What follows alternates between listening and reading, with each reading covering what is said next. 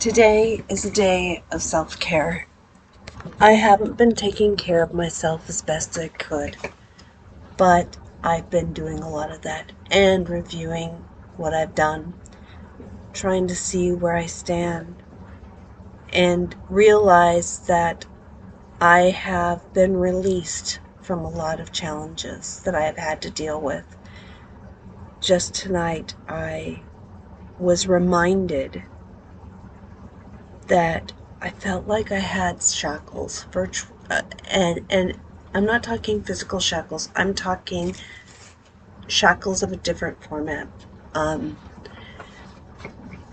Back in times of what they called slavery, people were enslaved across all.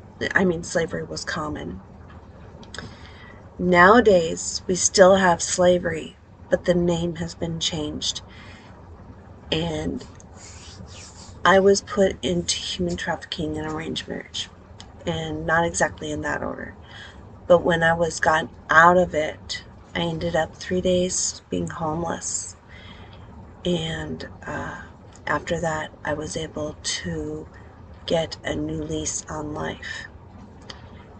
The new lease on life was not a tradition, it was new lease, but there were conditions upon this release.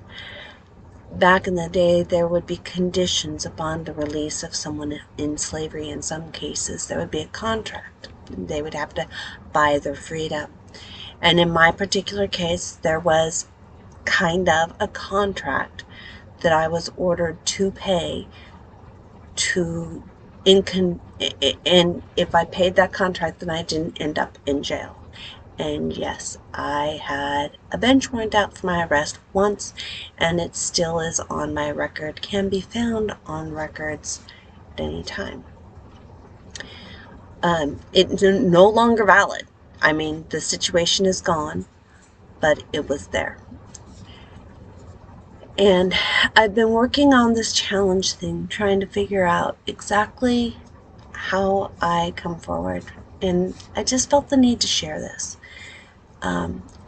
I watch things that are inspirational, things that are motivational, things that are helpful for me in my particular situation. And this particular time, I was reminded that when that particular order of that payment was completely cleared, it was like those invisible shackles were released. And it's been 5 years now that those have been released. But I'm realizing that I'm still in such a state of mental shock that moving forward is not as easy as I would like. I still do move forward on a daily basis. I still do have my challenges on occasion. They're not traditional challenges, they're like mental. It's not physical challenge, although fibromyalgia is a physical challenge. Fibromyalgia is an after effect of the whole situation. So are a bunch of other health issues that I have. I'm now on permanent medication for kind of like diabetes, but I'll probably never be diabetic because I have declared to be vegan. I got very ill back in June 2002, and I had to start switching my diet for my health, for my safety, because I literally got so ill that I ended up breaking down. My body physically broke down. Like, I was broken down head to toe, hands. I couldn't walk. My feet were like footballs, my hands like softballs. I had to be carried into the hospital and carried out for 3 days.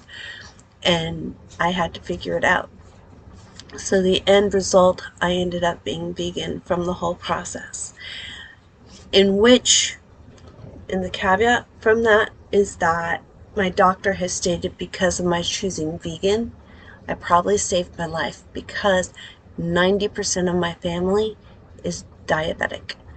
So for me, being vegan, it's like my body saved itself.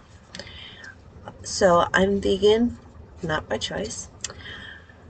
I'm released from those shackles, though if somebody were to look at that particular piece, they would see a bench warrant was put out for me, but no longer, because it was released back in November of 2018.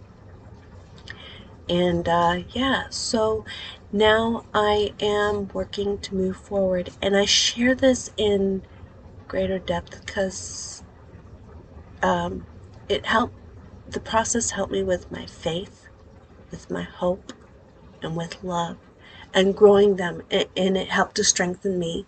So that's a big part of what I talk about and share about with people. And I think that's also what helps motivate people when I share with them. It might be a quick little 30-second in helping them, encouraging them along the way.